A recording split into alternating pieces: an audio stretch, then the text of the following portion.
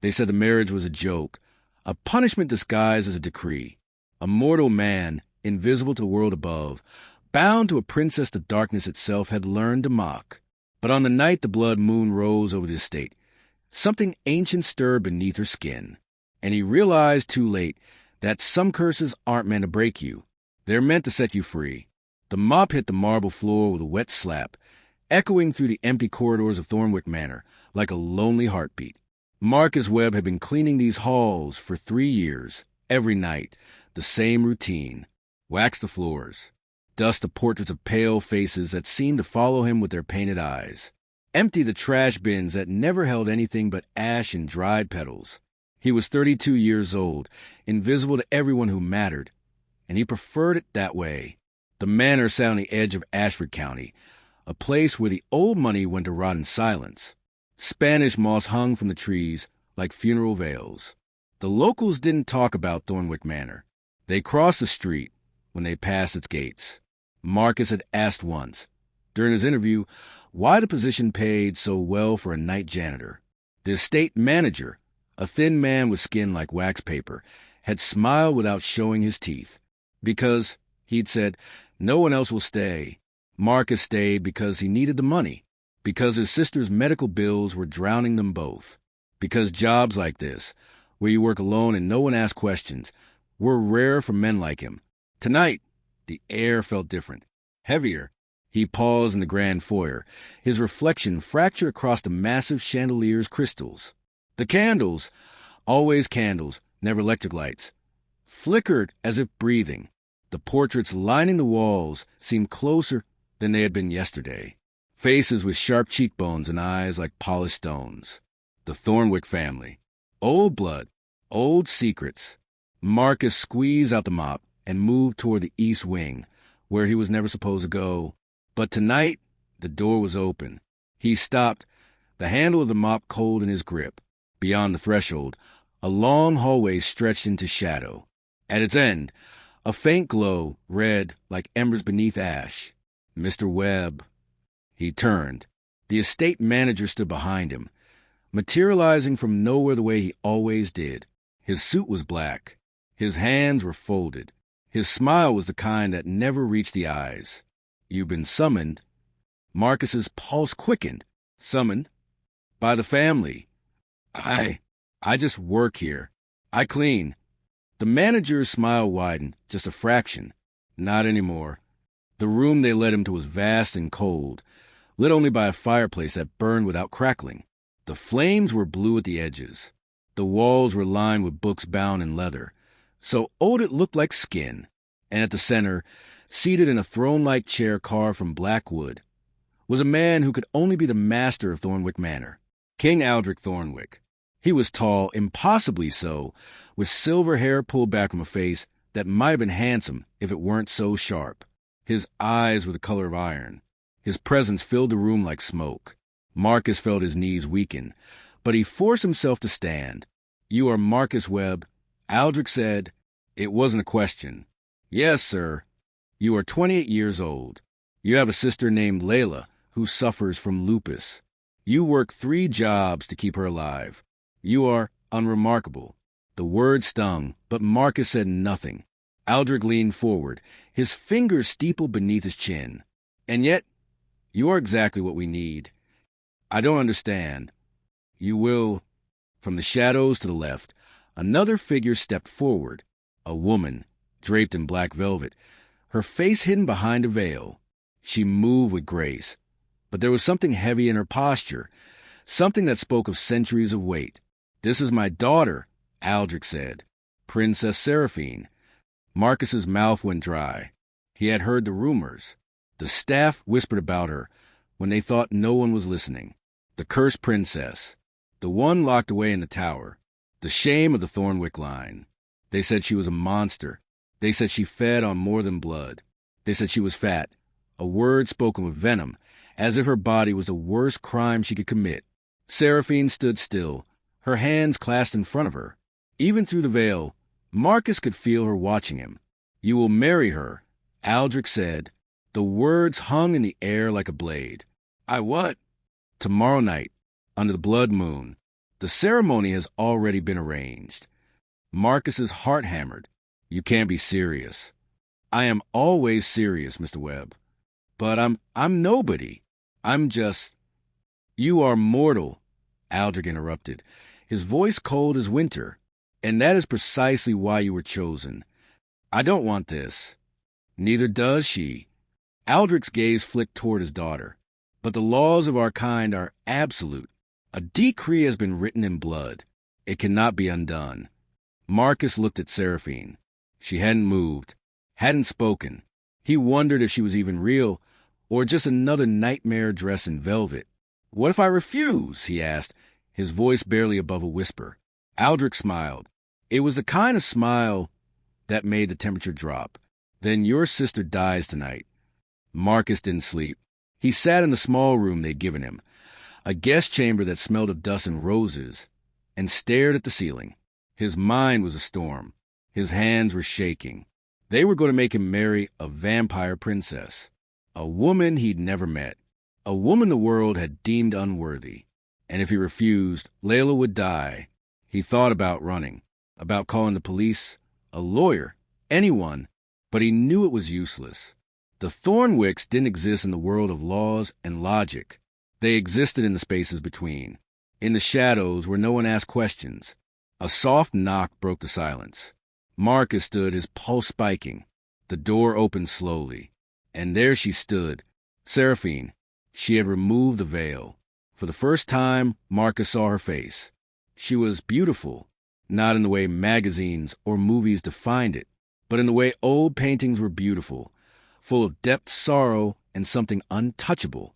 Her skin was pale, like moonlight on water.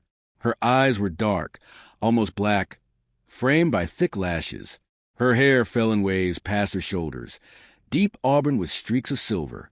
And yes, her body was large, soft, full in a way that defied the sharp, angular beauty of her father and his court.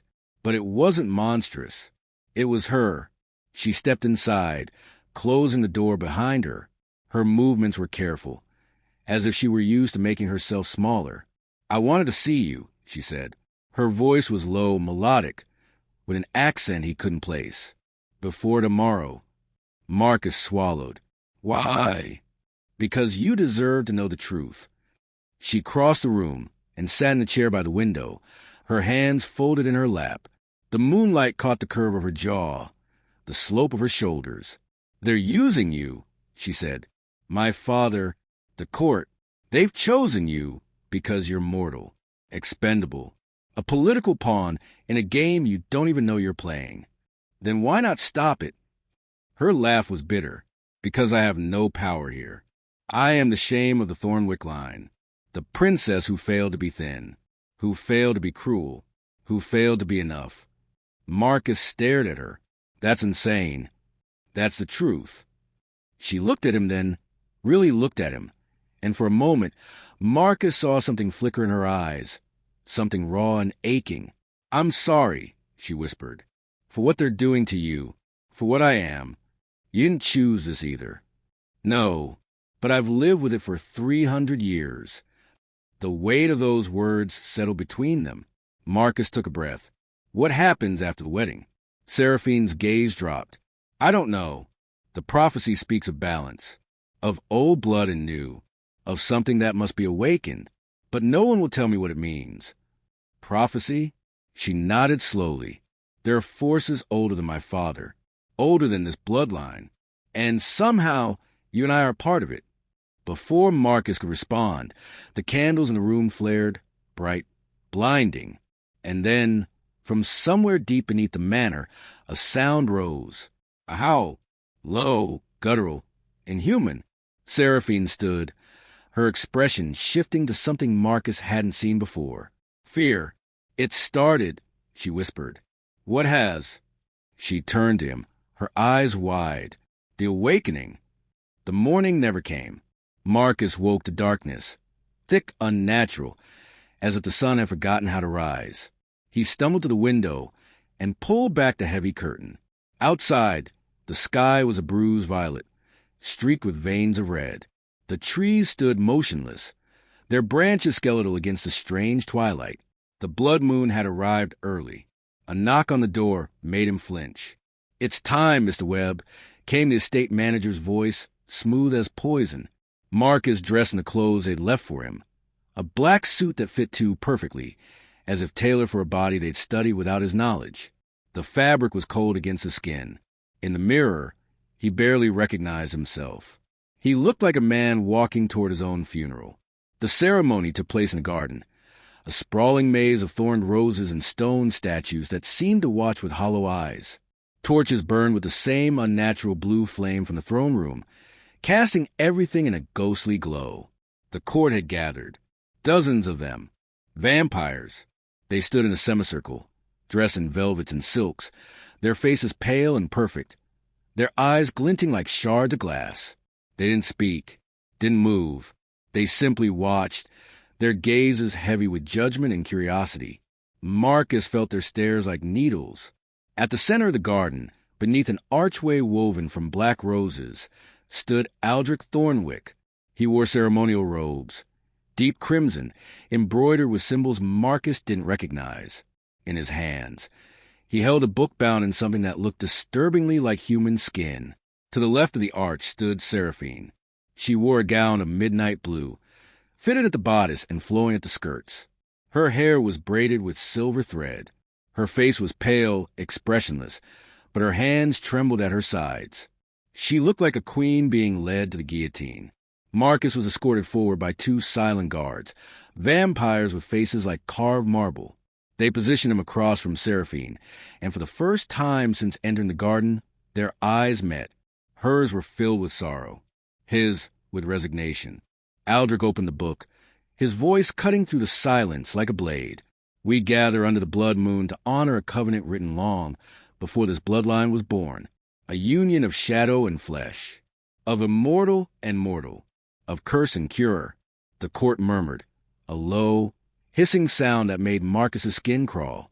"Princess Seraphine Alara Thornwick," Aldrich continued, his gaze fixed on his daughter. "Do you accept this bond, forged in prophecy and sealed in blood?" Seraphine's voice was barely audible. "I do." Aldrich turned to Marcus. "Marcus Elijah Webb, do you accept this bond, knowing it will bind your soul to the darkness until death claims you?" Marcus's throat tightened. He wanted to scream, to run, to wake up from this nightmare. But then he thought of Layla, of her smile, of the way she held his hand when the pain got too bad. He thought of survival. "I do," he whispered. Aldrich smiled, a cold, satisfied expression. He gestured, and one of the guards stepped forward, holding a silver dagger. "The bond must be sealed in blood," Aldrich said. Before Marcus could react, the guard took his hand and sliced across his palm. Pain flared sharp, immediate. Blood welled up, dark red against his brown skin. The same was done to Seraphine. She didn't flinch, didn't cry out. She simply stared at her bleeding hand, as if it belonged to someone else. Aldrich clasped their hands together, Marcus's blood mingling with hers. The moment their skin touched, something surged through him, a jolt of energy, hot and cold at once, racing up his arm and into his chest. Seraphine gasped. Her eyes went wide. And then the ground beneath them trembled. The court stepped back, their expressions shifting from curiosity to alarm. The torches flared, the flames turning from blue to white. The roses began to wither, their petals blackening and falling like ash. And from deep within the earth, that sound returned, the howl, louder now, closer. Aldrich's face paled. Impossible. Seraphine's hand tightened around Marcus's. Her breathing quickened. And then her eyes, those deep, dark eyes, began to glow. Not red, like the other vampires. Gold. Marcus tried to pull away, but he couldn't. Their hands were fused, locked together by something far stronger than flesh. "What's happening?" he shouted. Seraphine's voice came out strained, layered with something ancient. "The seal, it's breaking." The glow spread from her eyes to her skin, tracing lines along her arms, her neck, her face, intricate symbols that looked like they'd been carved into her very soul. The light grew brighter, and the court began to scatter, fear overtaking their composure. Aldrich raised his hand, his voice booming. Hold the barrier. Do not let it through. But it was too late. The ground split. A fissure tore through the garden, jagged and deep, and from within it, shadows poured out, thick, writhing, alive. They moved like smoke, but with purpose, with hunger. The vampires screamed. Some fled. Others tried to fight, their hands glowing with dark magic. But the shadows consumed them. Marcus's heart pounded. He looked at Seraphine, her face twisted in pain, her body trembling. "Seraphine, what is this?" She met his eyes, and for the first time, he saw not a princess, not a vampire, but a woman who had been carrying a weight too heavy for anyone to bear. "I'm the key," she whispered. "I've always been the key." And then the light exploded. When Marcus opened his eyes, the garden was silent. The fissure was gone. The shadows had retreated. The court lay scattered, some unconscious, others staring in shock. Aldrich was on his knees, his face ashen, and Seraphine, she stood in the center of it all, her gown torn, her hair loose, her skin still faintly glowing. But she was different, stronger. The air around her hummed with power. Marcus staggered to his feet, his hand still throbbing from the cut. What just happened?" Seraphine turned to him, her expression unreadable. "The prophecy," she said quietly. "It wasn't about marriage. It was about awakening." Aldrich rose slowly, his eyes filled with something Marcus had never seen in him before. Terror. "You've doomed us all," he whispered. Seraphine's gaze hardened. "No, Father. I've freed us." The manor felt different after the ceremony. Colder, emptier, as if the walls themselves were holding their breath. Marcus was given a room in the west wing, larger than the servants' quarters, furnished with heavy drapes and furniture carved from dark wood. It smelled of lavender and something metallic he couldn't name. He sat on the edge of the bed, staring at his bandaged hand, trying to make sense of what had happened. He was married to a vampire princess. He had witnessed an ancient power tear through reality.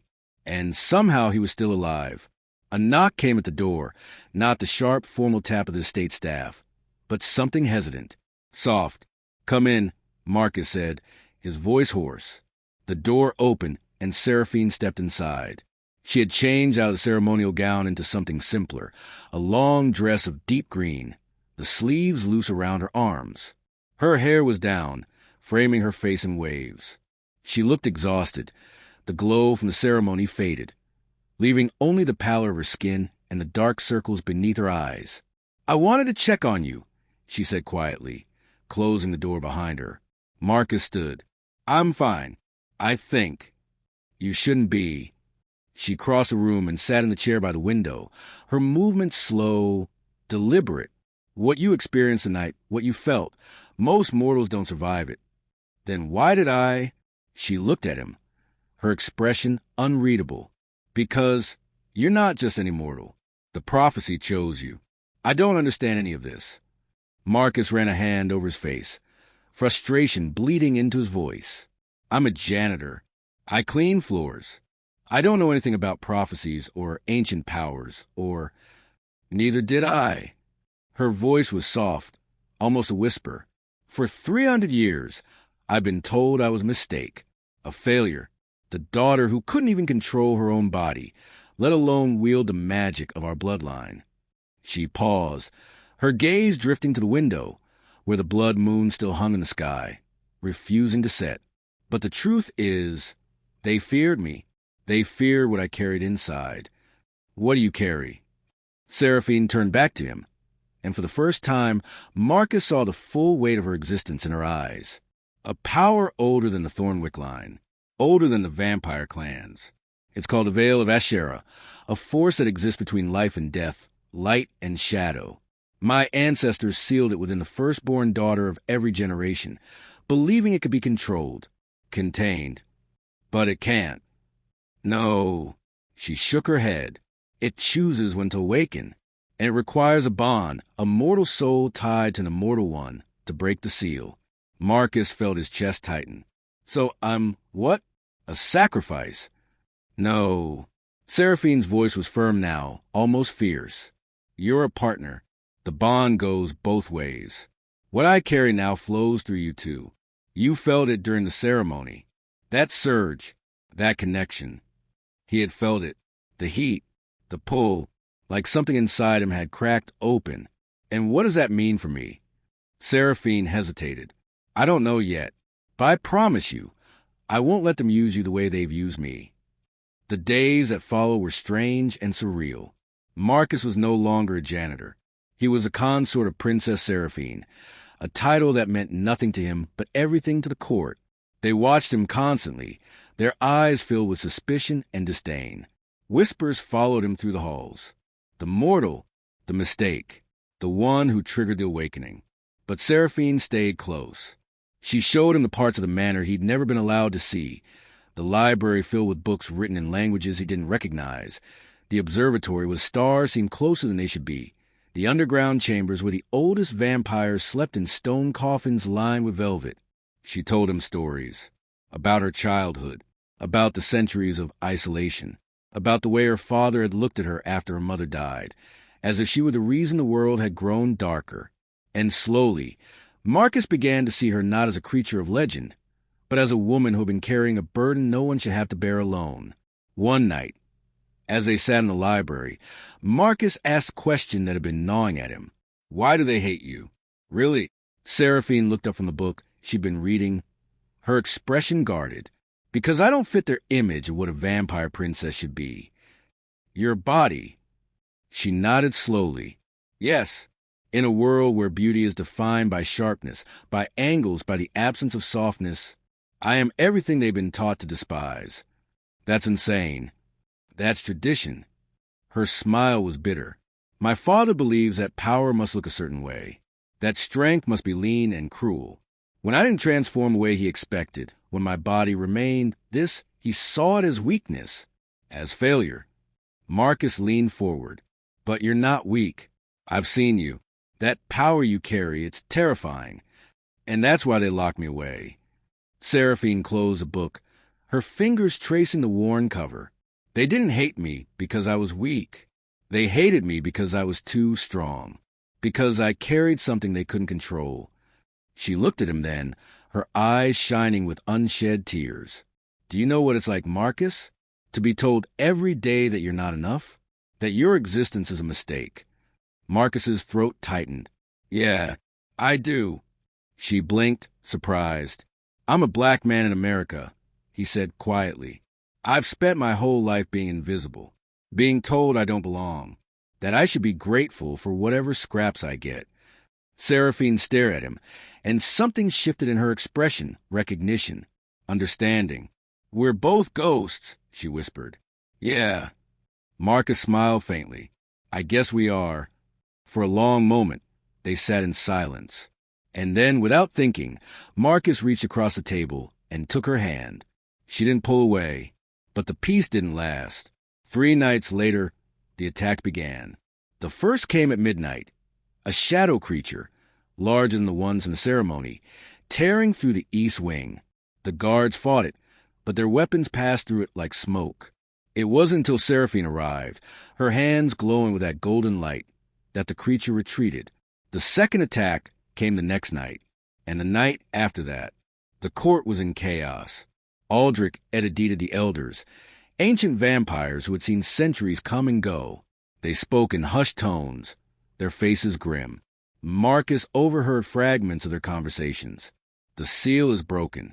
The veil is unraveling. She cannot control it. And beneath it all, a darker whisper. The mortal must be eliminated. Marcus's blood ran cold. That night, Seraphine came to his room, her face pale, her movements urgent. We have to leave, she said. What? Why? They're going to kill you. Her voice was shaking. The court, they believe that severing the bond will stop the attacks, that your death will close the veil again. Marcus felt his pulse spike. And will it? No. She shook her head fiercely. The veil has been opened. Killing you won't change that. It will only make things worse. Then what do we do? Seraphine took his hands, her grip strong, desperate. We run, together, and we find the truth. What truth? Her eyes burned with determination. The truth about why the prophecy chose us, and how to stop what's coming. They fled under the cover of darkness, slipping through the servants' entrance while the court was distracted by another attack. The shadow creatures had breached the inner sanctum, their howls echoing through the stone corridors like the screams of the damned. Seraphine moved with the grace of a predator, her senses sharp, her magic humming just beneath her skin like a second heartbeat.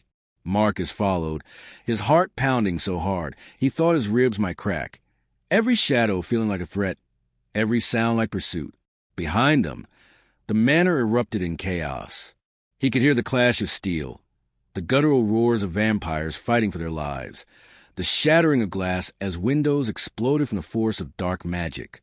Seraphine's hand gripped his tightly, pulling him forward through passages he'd never known existed, servants' corridors that smelled of dust and old secrets, hidden doors concealed behind tapestries, stone staircases that descended into the earth before rising again toward freedom.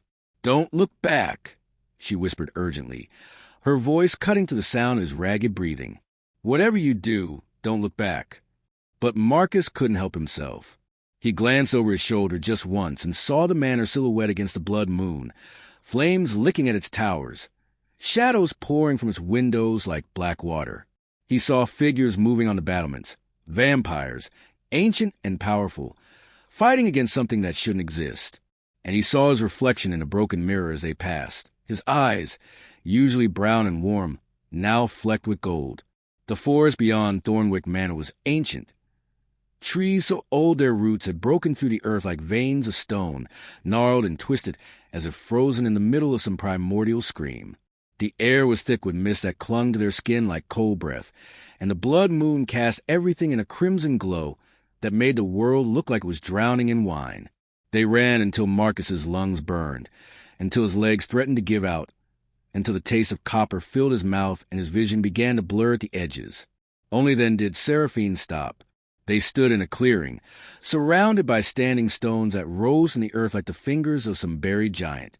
Each stone was covered in moss and symbols that glowed faintly in the moonlight, runes that seemed to shift and writhe when Marcus looked at them directly, settling only when he turned his gaze away. The clearing was perfectly circular, as if carved deliberately from a forest, and the ground beneath their feet was smooth black stone, polished to a mirror shine by centuries of rain and ritual. "Where are we?" Marcus gasped, bending over, hands on his knees, trying to force air back into his lungs. Sweat dripped from his face, mixing with the mist that seemed to rise from the ground itself. "The old place," Seraphine said, her voice reverent, almost fearful. She stood at the edge of the clearing, her hand resting on one of the stones, her fingers tracing the glowing symbols with something like recognition. The site where the first vampires made their pact with the veil, where the prophecy was written, where everything began. Marcus straightened slowly, looking around. The stones seemed to pulse with energy, as if they were alive, as if they were breathing in time with his own ragged breaths. He counted them. 13 stones, each one taller than a man, each one carved with symbols that hurt his eyes to look at for too long. In the center of the clearing was a stone altar, cracked and weathered by time, with markings carved so deep into its surface they looked like wounds that had never healed. The air here felt different, heavier, older, as if time itself moved differently within this circle. "How old is this place?" Marcus asked, his voice barely above a whisper. "Older than my father, older than the bloodline, older than the first cities of men." Seraphine approached the altar slowly, her movements careful, reverent, as if she were walking on sacred ground. Her fingers traced the symbols carved into the stone. This is where the first keepers of the veil made their covenant, where they promised to guard the boundary between worlds, where they bound their bloodline to an ancient power they didn't fully understand. "And that power chose you?" "Yes." She looked at him over her shoulder, and in the crimson moonlight, her eyes seemed to glow. "It chose me before I was born, before my father claimed his throne, before any of this madness began." Marcus moved closer, drawn by something he couldn't name. The altar seemed to call to him, its surface reflecting the blood moon above like a pool of still water. He could see shapes in that reflection, figures moving, shadows dancing. faces he almost recognized. "This is where it all began," Seraphine whispered, her voice trembling slightly. "And where it must end. What are we supposed to do?" She turned to face him fully, and for the first time since they fled the manor, Marcus saw fear in her eyes. Raw, unguarded fear. "We have to complete the bond." Fully. Marcus's stomach dropped. "What does that mean?" Seraphine took a shaking breath. "The ceremony we performed at the manor, it was only the first step, a thread connecting us, fragile and new. But the veil requires more. It requires a union of souls, a merging of mortal and immortal, so deep that we become one entity, two halves of a single whole." She stepped closer to him, her hands reaching out to cup his face. Her skin was cold, but her touch was gentle. "The ritual here in this place will bind us completely. Your mortality will anchor my immortality. My darkness will temper your light. We will share everything, memories, pain, joy, power, weakness. There will be no secrets between us, no walls. We will see into each other's souls as clearly as we see our own reflections." Marcus felt his heart hammering. "And if we don't?" Seraphine's expression crumbled just for a moment before she composed herself. "The veil will consume everything. The shadows will keep coming, growing stronger with each attack, until they tear through the barrier between worlds completely. The mortal realm, the vampire clans, everything we know will fall into chaos. Reality itself will unravel." She paused, her thumb brushing across his cheek. "The veil is a wound in the fabric of existence. It's been held closed for millennia by the bloodline, by rituals and sacrifices and endless vigilance. But when my father tried to control it, to use it as a weapon, he damaged something fundamental. And when we perform that first ceremony, we open it further. Now, the only way to heal it is to become its keepers. Together."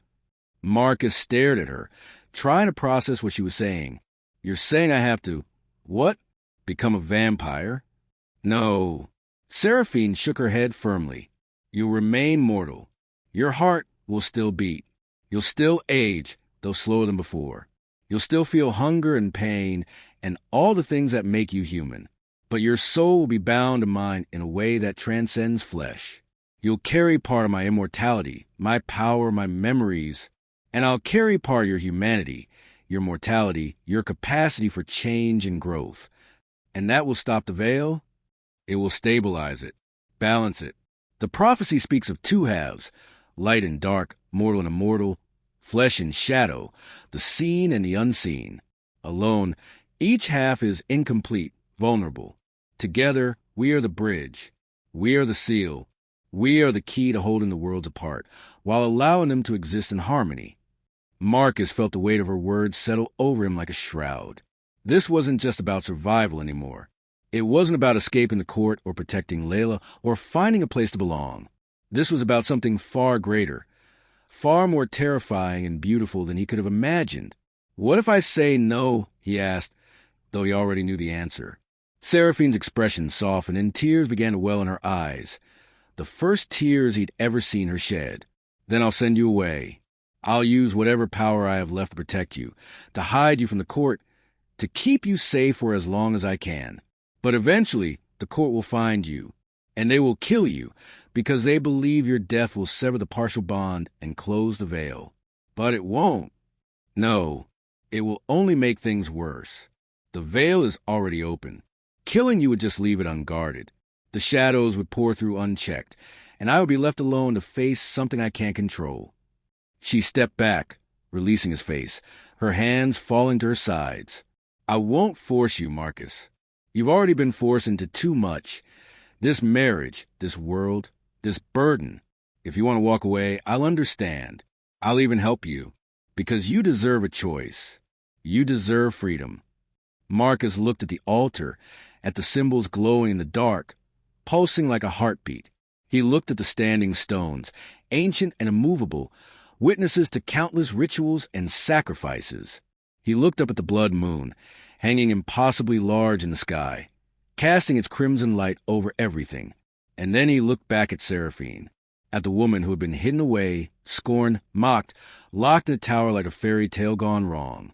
the woman whose body didn't fit the mold her world demanded, whose power was too great to be contained, whose heart was too soft for cruelty expected of her, the woman who had shown him kindness when she had every reason to be cruel, who had treated him like a person, not a pawn, who had shared her pain and her hope and her terrible, beautiful truth. He thought of his life before this. The endless nights cleaning floors that would be dirty again by morning. The invisible existence, where people looked through him as if he were made of glass. The quiet desperation of trying to keep Layla alive while slowly dying inside himself. And he thought of what Seraphine had said in the library. We're both ghosts. Maybe they were. But maybe together they could be real. I'm scared, he admitted, his voice cracking. So am I. Seraphine's smile was sad, trembling. I've been scared for 300 years. Scared of what I am. Scared of what I carry. Scared that I'll hurt someone. Scared that I'll be alone forever. You're not alone anymore. Her breath caught. Marcus. He stepped forward and took her hands in his, feeling how cold they were, how they trembled slightly despite her vampire strength. I'm not saying I understand all of this. I don't. I'm not saying I'm not terrified, because I am, but I've spent my whole life being nobody, being invisible, being told I don't matter. And then you came along, and for the first time, someone saw me, really saw me.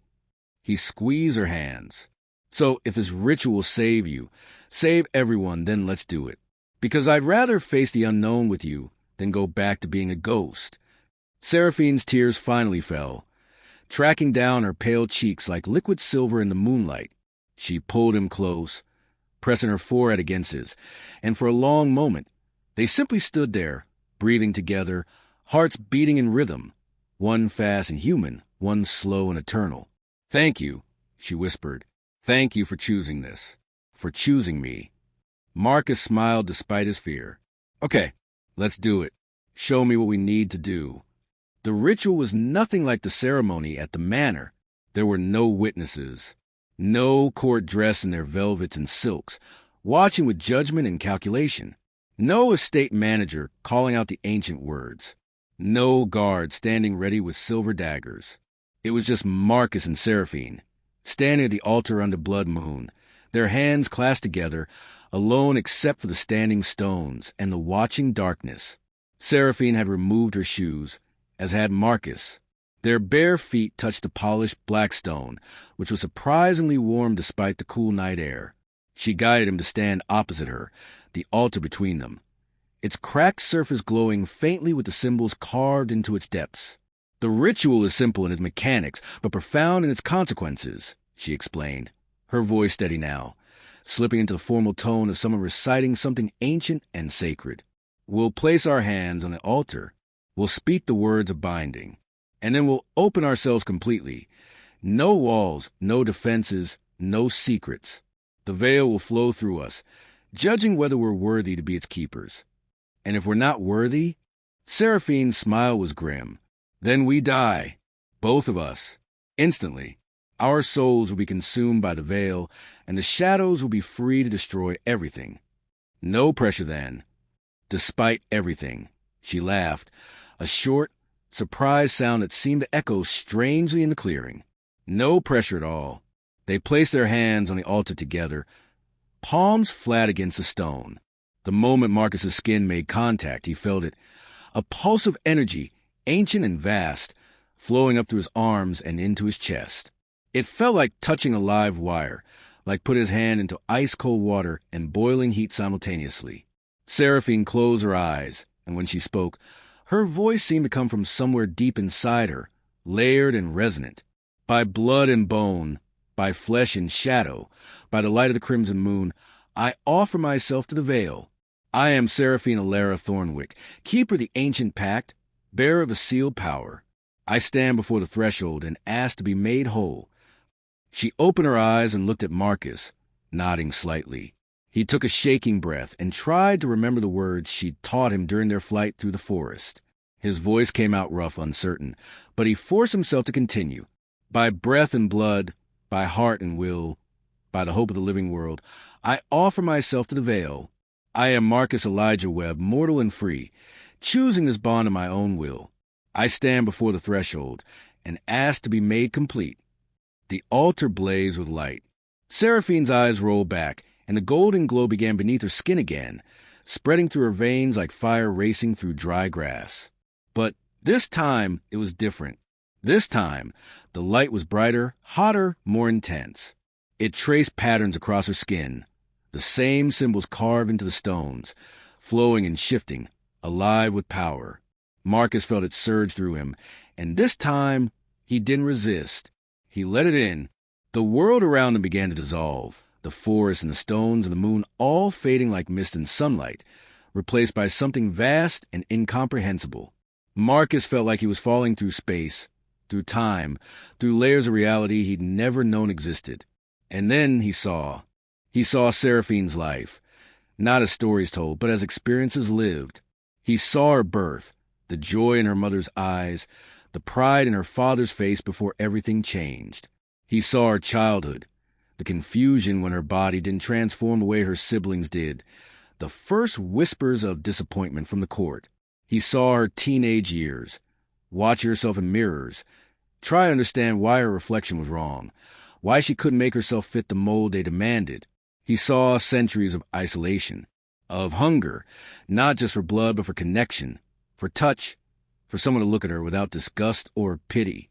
He saw her mother's death, a hunting accident that was never quite explained, the way her father's eyes had gone cold afterward, as if he blamed Seraphine somehow. He saw the endless nights spent in her tower, staring at the moon, wondering if she would ever be free, if she would ever be loved, if she would ever be anything other than a disappointment. He felt her pain, her loneliness, her desperate, aching hope that someday, somehow, things would be different. And she saw him. She saw his childhood in a neighborhood where the sound of gunshots was as common as birdsong, where boys like him learned to make themselves small, invisible, unthreatening. She saw his mother's exhaustion, working 3 jobs just to keep the lights on, coming home with her feet bleeding and her eyes hollow. She saw his father's absence, a man who left before Marcus was old enough to remember his face. She saw the day Layla was diagnosed, the way the doctor's words had felt like bullets, the way Marcus had held his sister's hand and promised himself, that he would save her no matter what it cost.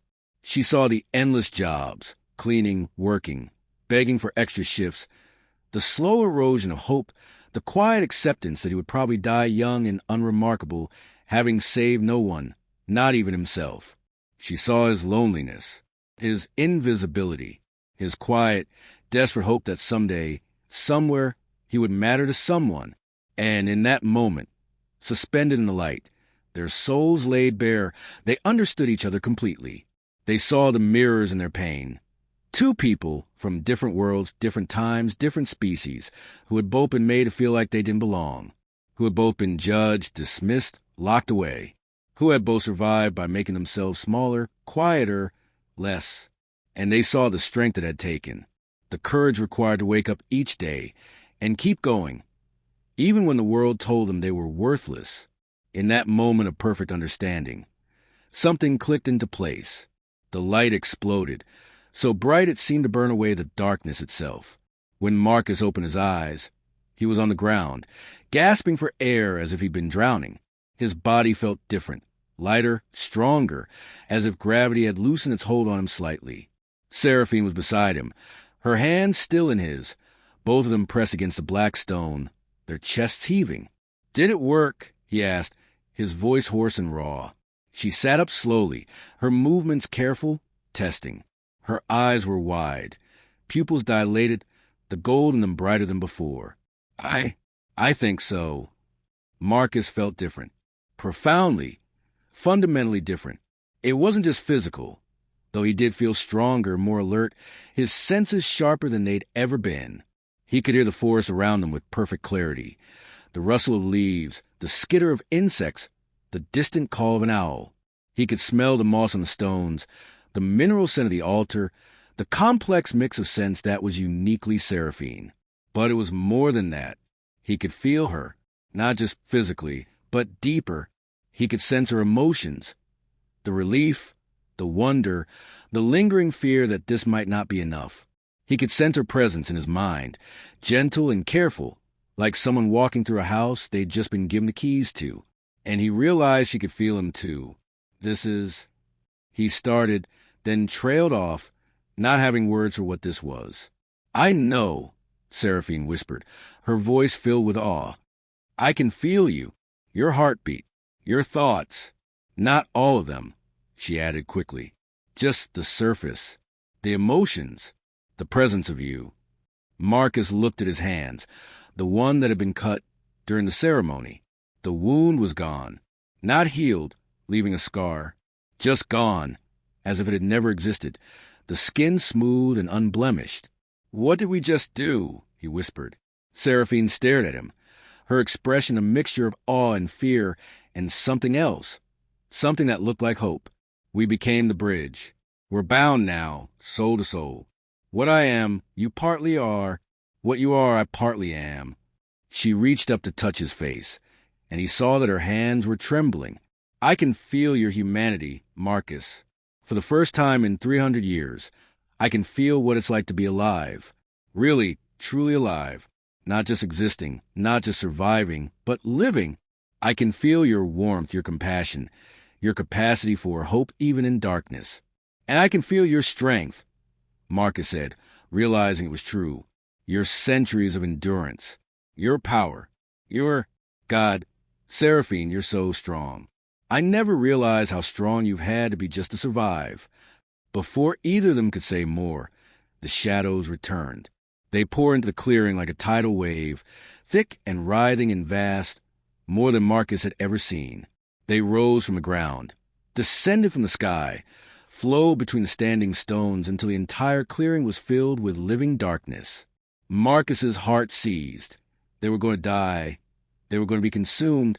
The ritual had failed, but the shadows didn't attack. They stopped.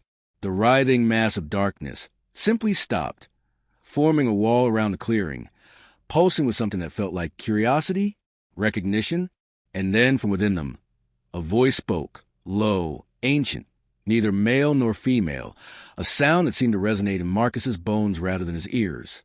The seal is complete. The balance is restored. Seraphine stood, pulling Marcus up with her. They faced the shadows together, hands still clasped, their combined power humming between them like a living thing. Who are you? Seraphine demanded, her voice steady despite the fear Marcus could feel echoing through their bond. We are the veil, the space between, the threshold that separates what is from what might be. We are the keepers of what was, what is, and what will be. We are the darkness that makes the light meaningful, and the silence that gives sound its power. The shadows seemed to coalesce, taking a vaguely humanoid shape, or perhaps many shapes at once, constantly shifting and reforming. Why did you choose us? Marcus asked, surprised by the steadiness in his own voice. Through their bond, he could feel Seraphine's courage flowing into him, strengthening him. The shadows seemed to shift, and if darkness could smile, Marcus thought they were smiling. Because you are neither light nor dark, neither perfect nor broken.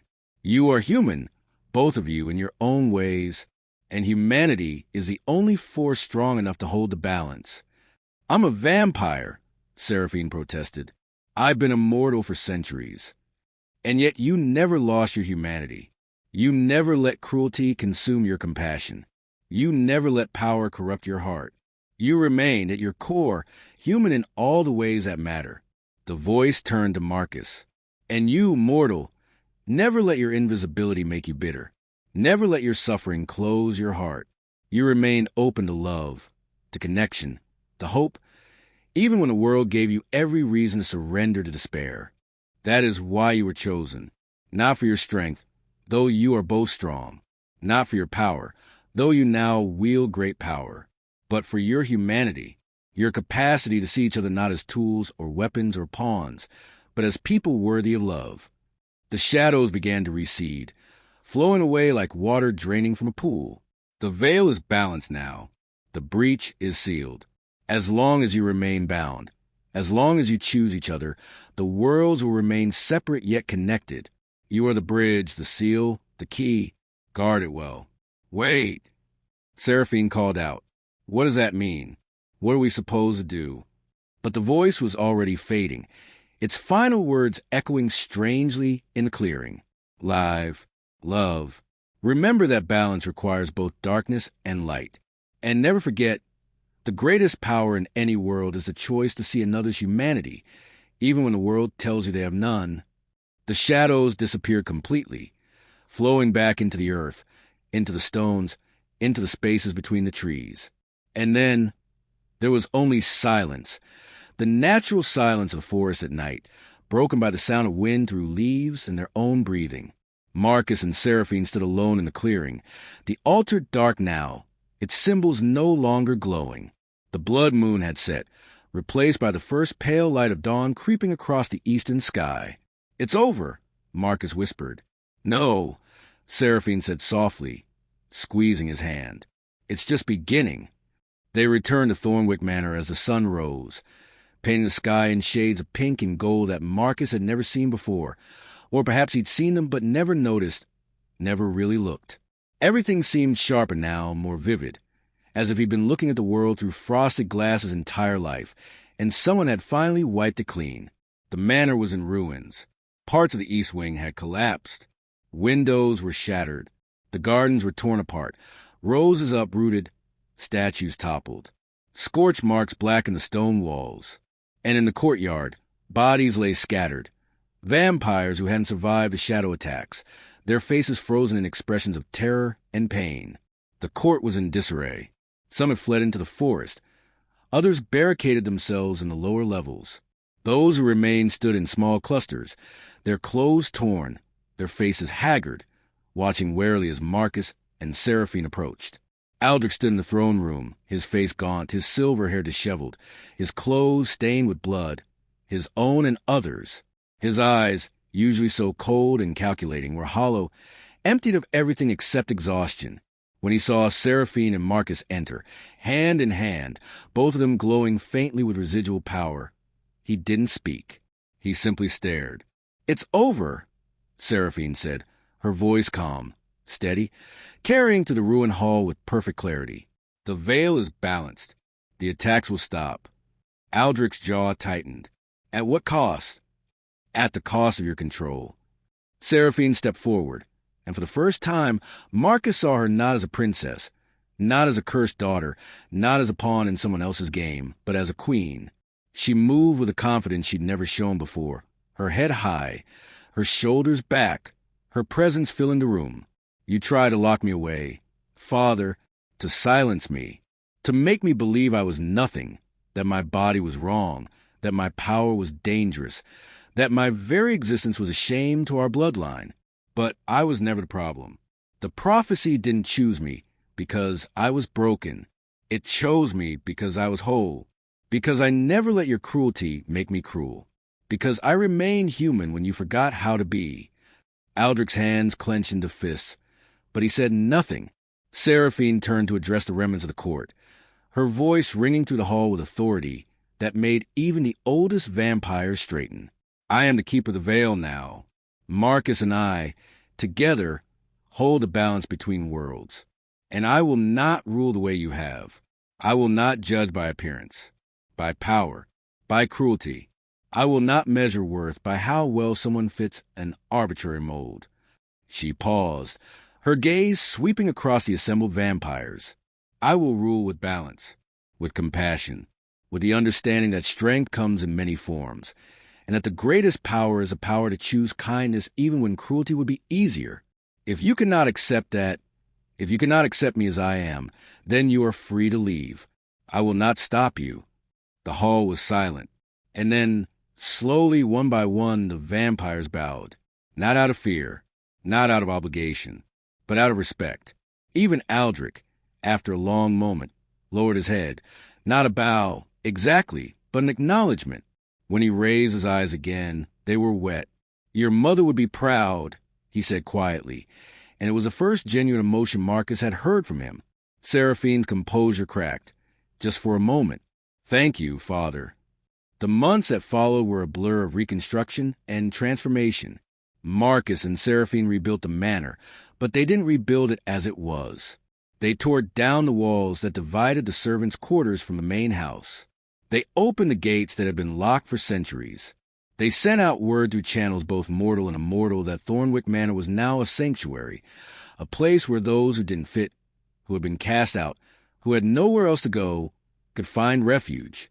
Vampires came, yes, those who had been exiled for being too compassionate, too different, too weak. But mortals came too. Humans fleeing abusive situations, escaping poverty, seeking a place where they would be seen as people rather than problems. The manor became something new, a community, a haven, a place where the walls between worlds grew thin, not through violence but through understanding. Layla came to live with them 3 months after the ritual, her health slowly improving under Seraphine's care. The vampire princess had spent weeks researching ancient remedies, combining mortal medicine with vampire healing, finding a treatment that actually worked. Marcus watched as his sister grew stronger, the color returning to her cheeks, her laughter ringing through the halls. Layla and Seraphine became fast friends, bonding over late-night conversations about books and art and the strangeness of being women in worlds that try to define them by their bodies rather than their minds. Marcus would find them in the library at 3 a.m, surrounded by books, arguing cheerfully about poetry or philosophy or whether chocolate was better with mint or caramel.